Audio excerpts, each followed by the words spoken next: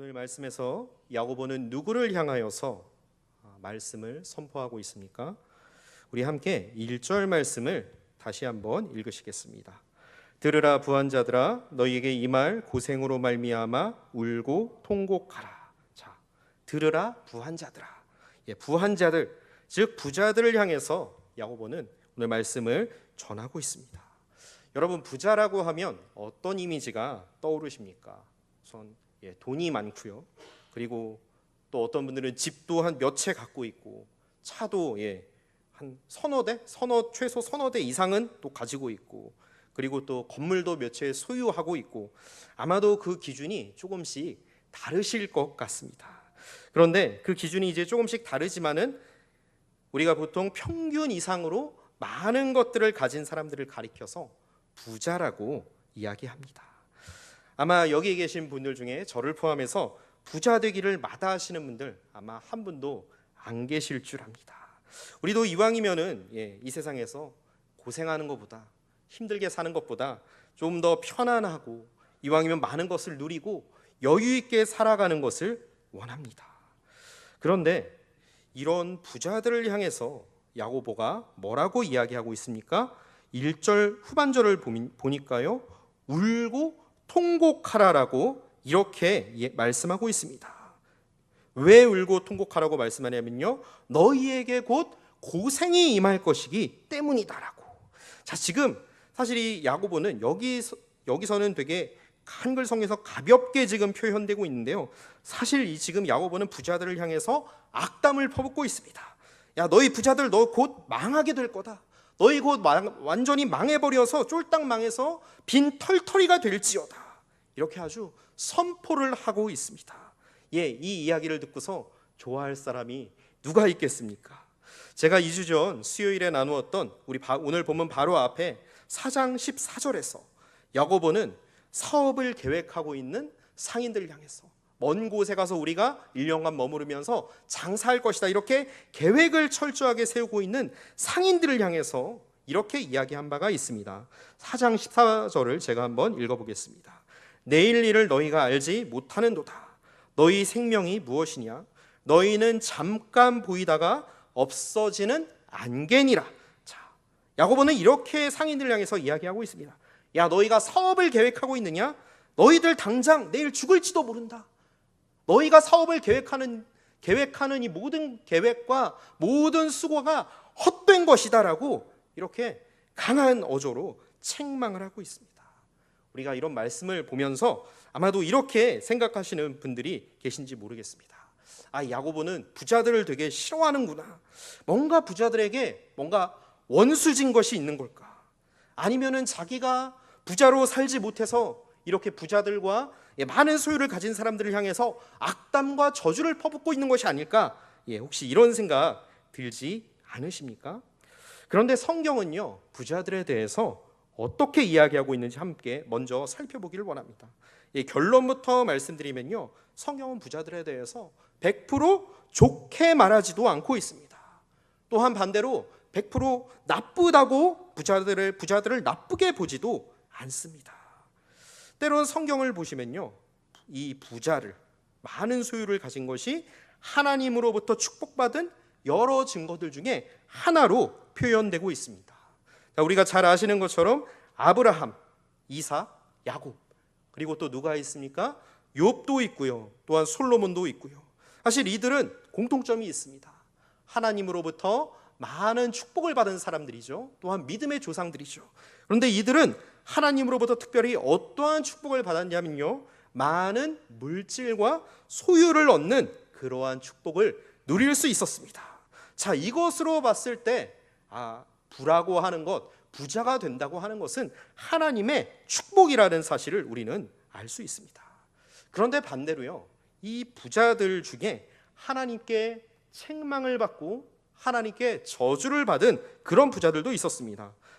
그중 대표적인 인물로요, 사무엘상 25장을 보면 나발이라고 하는 사람이 나옵니다. 이 나발이라고 하는 사람이 어느 정도로 부자였냐 하면요, 그가 가진 양이 3,000마리가 되었고요, 그리고 무려 1,000마리의 염소를 소유하고 있었습니다. 상상이 되십니까? 3,000마리의 양과 1,000마리의 염소, 엄청나게 많은 소유를 가지고 있는 부자였습니다. 그런데 그러던 어느 날 갑자기 10명의 사람들이 이 나발을 찾아와서 그에게 부탁을 합니다. 나발이시여, 우리에게 물과 양식을 주십시오. 이 10명의 사람들이 누구였겠습니까? 이들은 바로 사울 왕에게 쫓기고 있는 다윗을 따르는 그러한 부하들이었습니다. 이들은 지금 사울 왕에게 쫓기고 있으면서 먹을 것도 다 떨어지고 마실 물도 떨어지고 정말 누군가의 도움이 절실한 그런 상황에 처해 있었습니다. 그런데 이렇게 다급하게 나발에게 와서 도와달라, 우리에게 먹을 것과 또한 양식을, 마실 물 좀 주십시오 하는 이러한 이 10명의 다윗의 부하들의 부탁에 이 부자 나발은 어떻게 반응하는지 아십니까? 이 도움을 청하는 다윗 일행을 도리어 면박을 주면서 다 쫓아내버립니다. 그 결과 이 나발은 어떻게 되었습니까? 하나님의 치심을 받아서 죽임을 당했습니다. 그리고 잘 아시는 처럼 이 나발의 아내였던 아비가일이라고 하는 여인은 오히려 이 나발과는 달리 다윗과 그의 일행들에게 물과 양식을 공급하고 나중에는 다윗의 아내가 되는 일을 아마 잘 아실 것입니다. 그리고 또 어떤 부자가 또 있냐면요, 비유 속의 인물이지만요, 누가복음 12장 16절에서 20절에 보시면 한 부자가 나옵니다. 이 부자가 어떤 부자면요, 자기 소유를 엄청나게 가지고 있는 부자였는데 어느 정도로 많이 가졌는지 이제는 자신의 곳간을 쌓아놓을 것을 계획합니다. 그리고 그냥 곳간이 아니라 기존의 곳간을 짓고 새로 큰 창고를 만들어서 자기의 모든 소유를 거기에 다 갖다 쌓고 그리고 남은 여생을 편하게 살려는 계획을 세우는 부자입니다. 그런데 결국 이 부자의 최후는 어떻게 됐습니까? 하나님께서 그의 이러한 모습을 보시고 어떻게 하셨습니까? 그날 밤에 그의 목숨을 거두어 가셨습니다. 여기서 우리가 알 수 있는 사실이 있습니다. 부라고 하는 것은 분명히 하나님께서 우리에게 주신 선물입니다.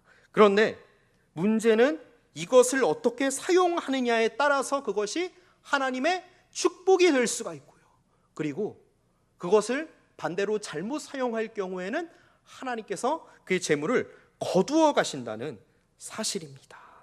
나만을 위해서 사용하느냐, 그리고 나만을 위해서 나의 소유를 쌓아놓느냐, 아니면 나를 넘어서 이웃과 함께 나누는 삶을 살아가느냐, 이것에 따라서 하나님께서 우리에게 주신 그 부의 결과가 달라진다고 하는 사실입니다.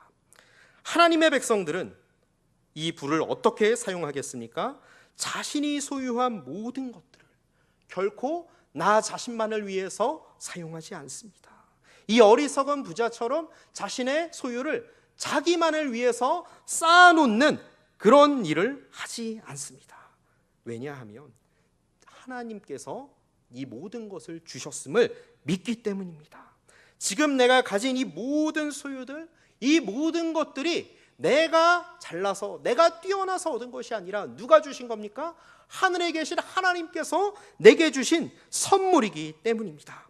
역대상 29장 12절과 16절 말씀을 보시면 이제 다윗이 백성들과 함께 이제 성전 건축에 쓸 수많은 예물을 하나님께 드리는 장면이 나옵니다.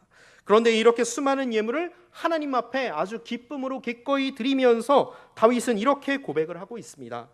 모든 부와 귀가 주께로 말미암고 이 모든 물건이 다 주의 손에서 왔사오니 다 주의 것이니이다. 할렐루야. 나의 것이 아니라 내가 가진 이 모든 것들이 하나님께서 주신 것입니다라고 이렇게 고백을 하고 있습니다. 만유의 주 되신 하나님께서 우리에게 이 모든 것을 주셨기 때문에 우리가 가진 모든 것이 내 것이 아니라는 것입니다. 내 것이 아니라 하나님께서 내게 주신 것임을 분명히 고백하고 있습니다. 자, 그렇기 때문에 하나님께서 내게 주신 것들을 하나님께 기꺼이 드릴 수가 있습니다. 또한 하나님께서 주신 이 부와 나의 모든 소유를 가지고 나의 즐거움을 위해서, 나의 정욕을 위해서 쓰는 것이 아니라 누구를 위해서 사용합니까? 이웃을 위해서 사용할 수 있는 것입니다.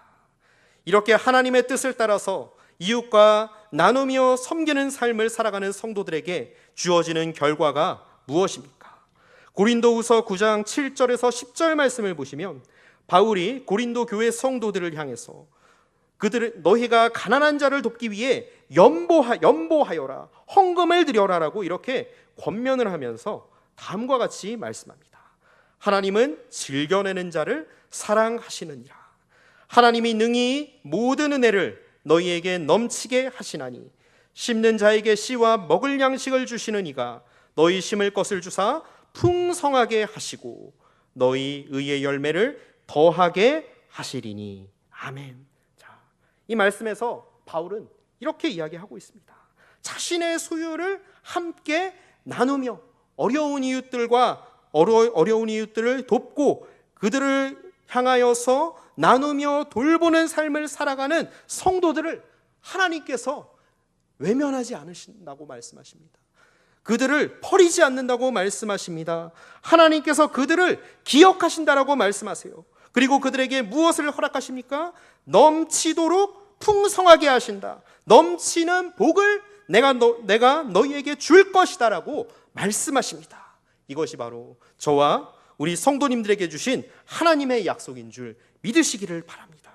그런데 반대로 하나님께서 내게 주신 이 모든 것들을 하나님께서 주셨음을 인정하지 않는 사람은 이것을 어떻게 여깁니까? 하나님의 것이 아니라 나의 것으로 여깁니다. 그리고 나 자신을 위해서 쌓아두는 삶을 살아갑니다. 이렇게 나 자신을 위해서 쌓아두고 나의 것이라고 여기다 보니까 자연히 어떠한 일에 소홀할 수밖에 없습니까? 함께 나누며 섬기는 일에 소홀히 할 수밖에 없습니다. 이들을 가리켜서 잠언 11장 28절은 이렇게 말씀합니다. 자기의 재물을 의지하는 자는 패망하려니와. 자, 이들의 결과는 패망과 실패로 나타납니다. 하나님께서 그들에게 주셨던 복을 다시 거두어 가신다라고 말씀하십니다. 자, 이처럼 하나님의 뜻을 따라 이웃과 나누며 섬기는 삶을 살아가는 성도들, 그리고 반대로 나만을 위해서 쌓아두고 내 것이라고 여기는 이러한 사람들의 그러한 삶의 결과는 너무나 확연하게 차이가 나고 있습니다. 자, 다시 오늘 본문 말씀으로 돌아오시겠습니다. 오늘 말씀 야고보서 5장 2절과 3절에서도 마찬가지입니다. 야고보는 자신의 재물을 남들을 위해서 사용하지 않고 나만을 위해서 쌓아두는 부자들을 향해서 이렇게 말씀하고 있습니다. 너희 재물은 썩었고 너희 옷은 좀 먹었으며 너희 금과 은은 녹이 쓸었으니 이 녹이 너희에게 증거가 되며 불같이 너희 살을 먹으리라. 너희가 자랑하던 이 모든 소유들, 너희가 자랑하던 이 모든 부들이 아무런 소용이 없게 될 것이다라고 이렇게 말씀합니다. 너희가 멸망케 될 것이다라고 이렇게 말씀하고 있습니다. 너희 금과 은이 녹이 슬어서 아무런 소용이 없게 되었고 너희 옷도 좀 먹어서 아무런 쓸모가 없게 됐고 이 녹이 너희의 증거가 되어서 불같이 너희의 살을 먹으리라. 이게 얼마나 너무나 무섭고 엄청난 저주가 아닐 수가 없습니다. 그런데 3절 후반절을 보시면요, 이처럼 부자들에게 무시무시한 저주가 임하게 될 이유에 대해서 이렇게 말씀합니다. 너희가 말세에 재물을 쌓았도다. 하나님께서 주신 재물을, 하나님께서 내게 주신 것들을 가지고 나누지 않았기 때문에 너희가 심판을 받게 될 것이다라고 이렇게 말씀하고 있습니다. 이어서 4절 말씀을 보시면요, 자기들을 위해서 재물을 쌓아둔 부자들의 모습이 조금 더 구체적으로 언급되고 있습니다. 너희 밭에서 추수한 품꾼에게 싹을 주지 않았다. 자, 추수한 품꾼에게 싹을 주지 않았다라고 하는 것은 누군가를 착취하고 누군가의 몫을 가로채서 누군가 가져야 할 그 몫을 가로채서 나의 것으로 만들고, 그리고 누군가를 억누르고 억압하는 행동을 통해서 자신의 이익을 채우려고 하는 그러한 모습을 이야기하고 있습니다. 근데 여기서 나오는 품꾼이라고 하는 사람들은요, 부자들에 비하면 어떤 사람들입니까? 사회적인 약자고, 가진 것도 없고, 먹을 것도 부족하고, 입을 것도 덜하고, 정말 부자들에 비교하자면은 보잘것없는 그러한 사회적인 약자들을 말합니다.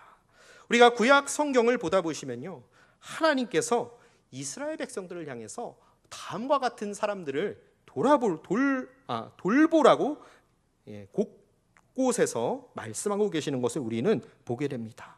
어떤 사람들이냐면요, 나그네와, 즉 이 외국인 이민자들과, 그리고 고아와 과부들. 이 나그네를 또 한 단어로 말하자면 객이라고도 합니다. 나그네와 고아와 과부들을 돌아보라. 이 나그네와 고아와 과부들은 구약 시대 당시에 사회에서 가장 소외되고 헐벗고 굶주리고 가난한 자들의 대표자들입니다. 하나님께서는 이들을 결코 외면하지 말라라고 이스라엘 백성들을 향하여서 말씀하셨습니다. 출애굽기 22장 21절에서 22절을 보시면 이제 출애굽한 이스라엘 백성들을 향하여서 이제 시내산에서 모세에게 율법을 주실 때에 이들을 돌보라고 하나님께서는 말씀하고 계십니다. 너는 이방 나그네를 압제하지 말며 그들을 학대하지 말라. 너희도 애굽 땅에서 나그네였음이라. 너는 과부나 고아를 해롭게 하지 말라. 그리고 이어서 출애굽기 22장 23절과 24절 바로 뒤에 이어서 하나님께서는 이렇게 말씀하십니다. 내가 만일 그들을 해롭게 함으로, 즉 나그네와 고아와 과부를 돌아보지 않았을 때에 그들이 내게 부르짖으면 내가 반드시 그 부르짖음을 들으리라. 나의 노가 맹렬함으로 내가 칼로 너희를 죽이리니 너희 아내는 과부가 되고 너희 자녀는 고아가 되리라. 이 불쌍한 이웃, 정말 도움이 필요한 자들, 우리가 돌아봐야 할 그 자들을 돌아보지 않고 자신의 욕망을 따라서 살아갈 때에 하나님께서는 그들에게 저주를 내리시겠다. 내가 너희에게 약속한 그 복들을 다시 거두어 가시겠다라고 말씀하십니다. 그런데 이와 반대로 이 과부와 나그네와 고아를 돌아보고 그들과 함께 나누며 섬기는 자들에게는 전혀 다른 결과가 주어집니다. 신명기 14장 29절 말씀입니다. 너희 중에 분깃이나 기업이 없는 레위인과 내 성중에 거류하는 객과 및 고아와 과부들이 와서 먹고 배부르게 하라. 그리하면 내 하나님 여호와께서 내 손으로 하는 범사에 모든 삶과 모든 일들 가운데에 복을 주시리라. 할렐루야. 하나님의 말씀을 따라서 나누며 섬기는 삶을 살아갈 때에 이웃을 돌아보는 삶을 살아가는 그러한 성도들에게 하나님께서는 복을 주시겠다라고 분명히 약속하고 계십니다. 저와 우리 성도님들께서는 하나님께서 우리 각자에게 주신 것들을 가지고 얼마나 이웃을 위해 사용하고 계십니까? 얼마나 우리 주변의 사람들과 함께 나누며 그들을 돕는 삶을 살아가고 계십니까? 하나님께서는 우리 각자에게 여러 가지 것들을 허락하셨습니다. 어떤 분들에게는 여유 있는 부를 허락하시기도 하고, 어떤 분들에게는 시간의 여유를 허락하시기도 하고, 어떤 분들에게는 다른 분들에 비해서 젊음과 건강을 허락하신 분들도 있고, 그리고 또 하나님께서는 우리 각자에게 각기 다양한 여러 가지 은사들을 허락하시지 않았습니까? 그래서 우리 모두는 다 하나님 앞에서 하나님 보시기에 다 부자들입니다. 다 부자들입니다. 각기 다른 재능을 갖고 있고 각기 다른 소유를 가지고 있고 어떤 부분은 좀 상대적으로 좀 덜, 남들에 비해서 덜 가졌다 할지라도 또 다른 부분에 있어 하나님께서 특별히 내게 은사로 주신 그 부분에 있어서는 어떻습니까? 다른 사람들에 비해 더 부자인 것입니다. 부자가 되게 하나님께서 허락하신 것입니다. 그런데 하나님께서는 이러한 여러 가지 소유들을 왜 허락하셨습니까? 나를 위해 살아가라고 허락하지 않으셨습니다. 나의 욕망을 채우고 나의 정욕을 채우면서 살아가라고 이러한 소유들을 허락하지 않으셨다는 사실을 기억하시기를 원합니다. 하나님께서는 우리 각자에게 주신 그 소유들을 가지고 우리가 어떠한 삶을 살아가기를 원하시냐면요, 우리 주변의 이웃들을 돌아보며 그들과 함께 나누며 섬기는 삶을 살아가라고 우리 가운데 이 모든 것들을 허락하신 줄 믿습니다. 그럴 때에 우리가 이렇게 나누며 섬기는 삶을 살아갈 때에 하나님 나라가 우리 삶 가운데서 확장되어지게 되는 역사가 일어나게 될 줄 믿습니다. 그런데 혹시 우리의 모습 가운데 오늘 말씀에서 책망받고 있는 자기 자신을 위해서 재물을 쌓아둔 이 부자들의 모습이 바로 나의 모습일 때가 있진 않으십니까? 오늘 4절 말씀을 보시면요, 이 부자들이 어느 정도로 재물을 쌓아놓고 있냐면요, 정말 도움이 절실한 품꾼들, 누군가의 도움이 정말 절실하고 나보다 가난한 자들, 그들을 돕기는커녕 그들을 소유를 가로채고 그들의 눈에 눈물이 맺히게 하면서까지 자신들의 소유를 쌓아두고 있고요. 그리고 5절 말씀을 보시면요, 이 부자들이 어떠한 삶을 살아가고 있냐면요, 사치하고 방종함으로 철저히 자기의 욕망을 추구하면서 삶을 살아가고 있습니다. 그런데 이러한 삶이 어느 정도까지 이어지고 있냐면요, 오늘 6절 말씀을 보시면은 이런 말씀이 나와 있습니다. 이러한 부자들을 가리켜서 누구와 동일시하고 있습니까? 하나님께 돌아오라라고 이스라엘 백성들을 향해서 외쳤던 하나님의 사람들, 즉 선지자들을 정죄하고 죽였던 악인들의 모습과 나누지 않는 너희 부자들의 모습이 동일하다라고 야고보 사도가 이렇게 말씀하고 있습니다. 즉 너희는 하나님과 관계없는 악인들이다, 하나님을 떠난 자들이다라고 이렇게 말씀하고 있습니다. 이런 악인들의 가장 대표적인 모습이 바로 이웃을 돌아보지 않는 삶으로 나오는 것입니다.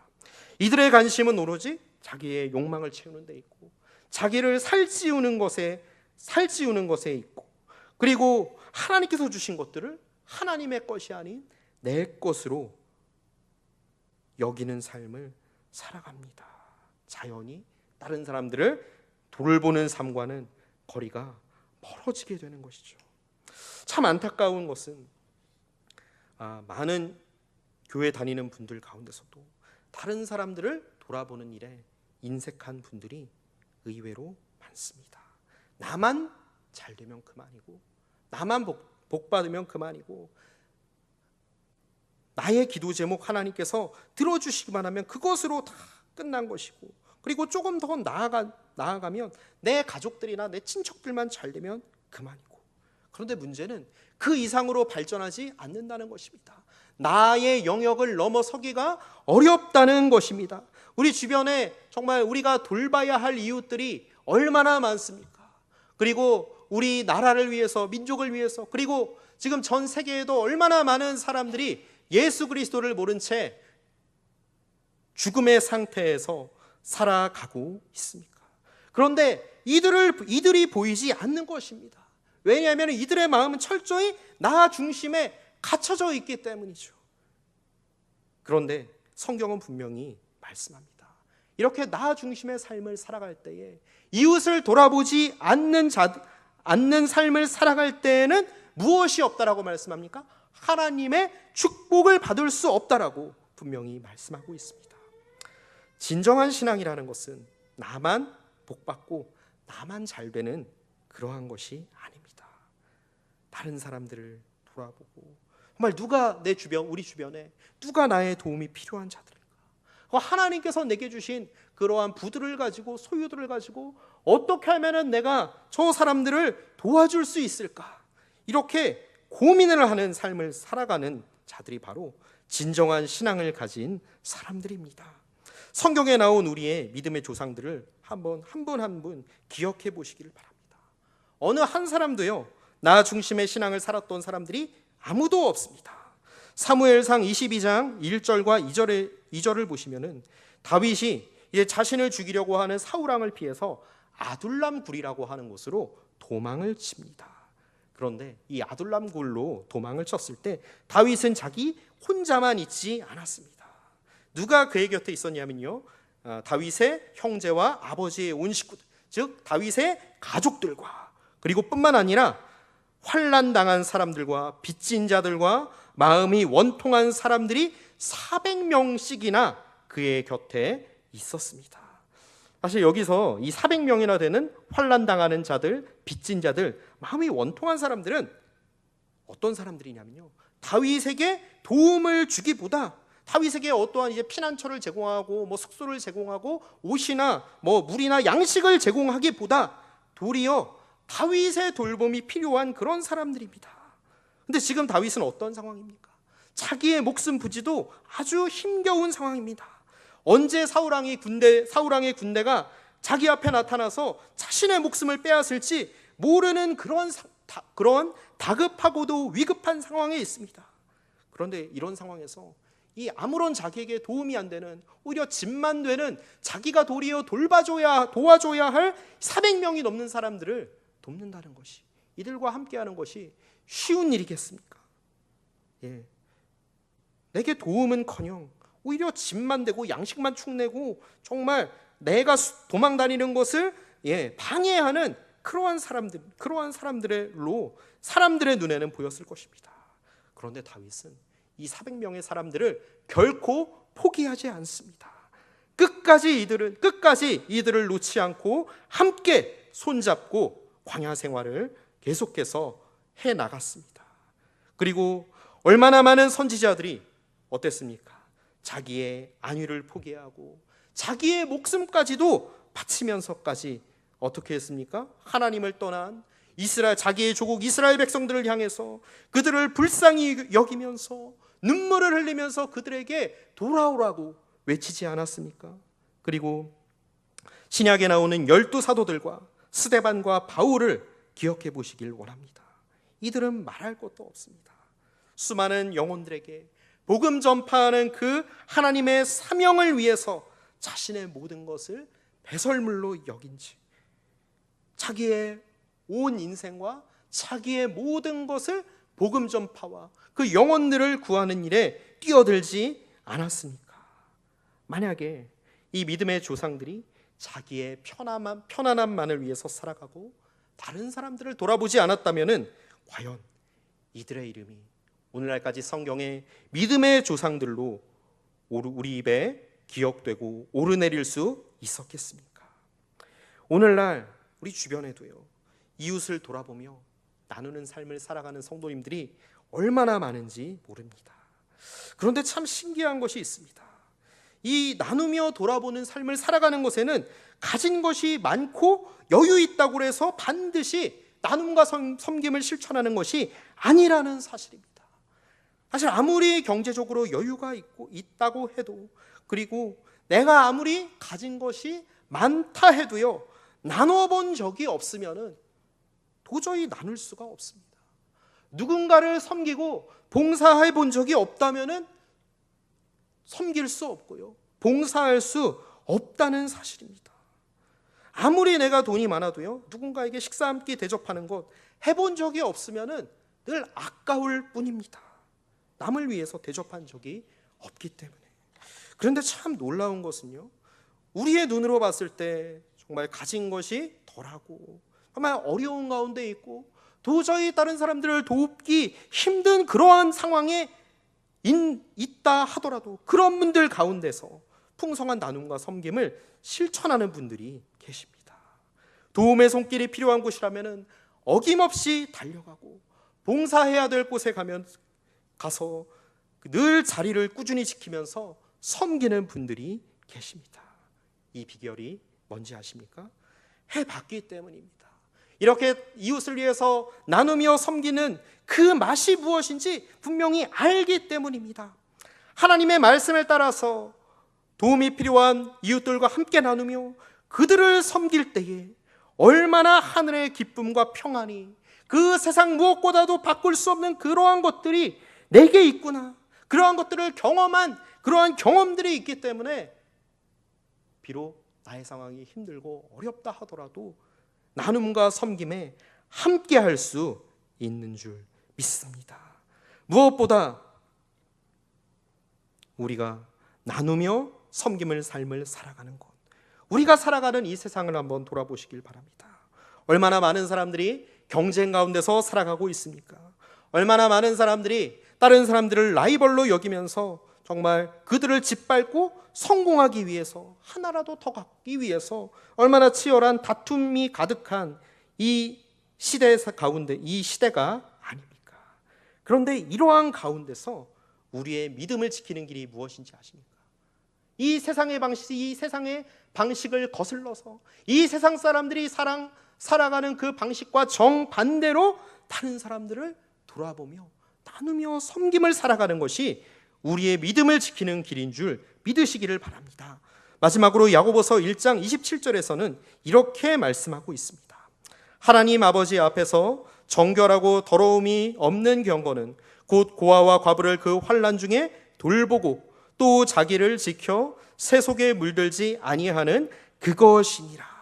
하나님 보시기에 정말 진정한 믿음, 진정한 경건이라는 것은 고아와 과부를 돌아보는 것, 이러한 삶의 모습, 이러한 삶을, 나눔과 섬김의 삶을 살아갈 때 이것이 바로 우리가 세속에 물들지 않는 그러한 원동력이다라고, 그러한 모습으로 나타난다라고 이렇게 말씀하고 있습니다. 이제 말씀을 정리하겠습니다. 오늘 야고보 사도가 부자들을 향해서, 자신을 위해 재물을 쌓아두는 부자들을 향해서 선포하고 있는 이 말씀을 기억하시면서 정말 하나님께서 우리에게 주신 그것들을 가지고 우리 주변에 도움이 필요한 이웃들을 향해 나눔과 섬김을 실천하시는 저와 우리 모든 성도님들 되시기를 주님의 이름으로 간절히 소원합니다. 그럴 때 하나님께서 우리 가운데 놀라운 축복을 풍성하게 넘치도록 채우시고 허락하실 줄 믿으시길 바랍니다. 우리 함께 기도하시겠습니다.